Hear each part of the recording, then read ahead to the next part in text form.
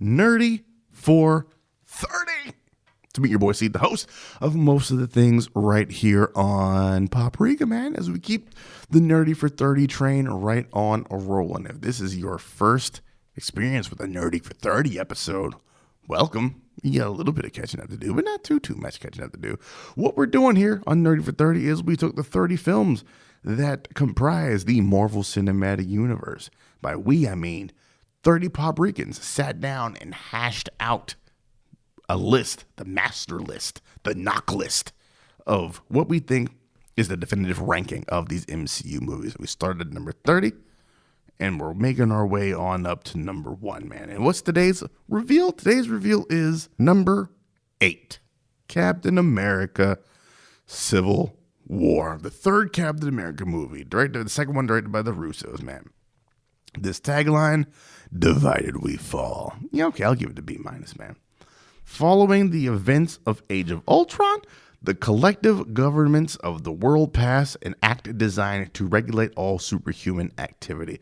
This polarizes opinion amongst the Avengers, causing two factions to side with Iron Man or Captain America, which causes an epic battle between former allies. Listen.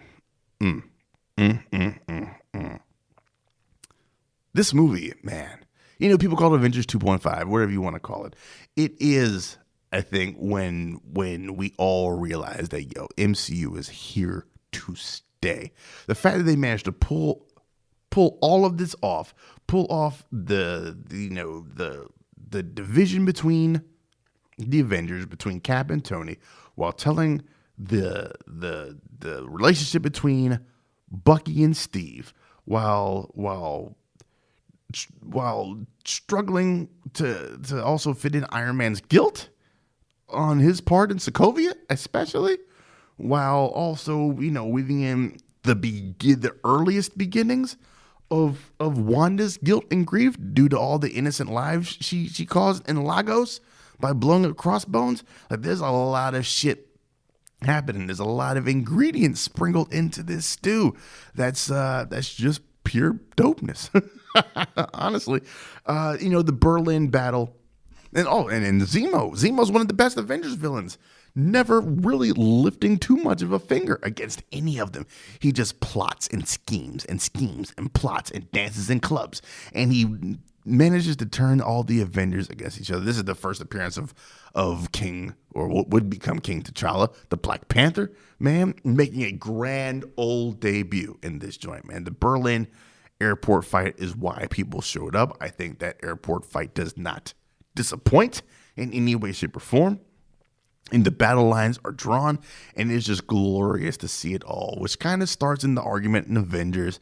Put on the suit, let's go a couple rounds. Well, you're kind of making me want to. And that continues into that argument in Age of Ultron with Tony and Cap chopping the wood there. And then, them getting to a little skirmish before Thor shows up to activate Vision. It all culminates here in this. And changing, adapting from the Mark Millar, Steve Niven Marvel Civil War and the Superhero Registration Act, as it was in the comic books, as the Sokovia Accords here, they make it fit naturally within the confines of the MCU. This is how adaptations should be done. The spirit is still there. If not all 1,000 characters are there, the spirit is still there. We get the introduction of Spider-Man, which was just fucking bonkers to hear that news break that Spider-Man was coming to the Marvel Cinematic Universe. A whole lot of shit juggling in this movie, as well as Agent 13 getting a little bit of shine in here. The death of Peggy Carter, unfortunately. There's a lot going on in this movie, man. And damned if they didn't do it all right. That is it for this Nerdy for 30. Tomorrow we'll keep this train on a rolling. 24 hours from now we'll keep on unveiling right here on Paprika.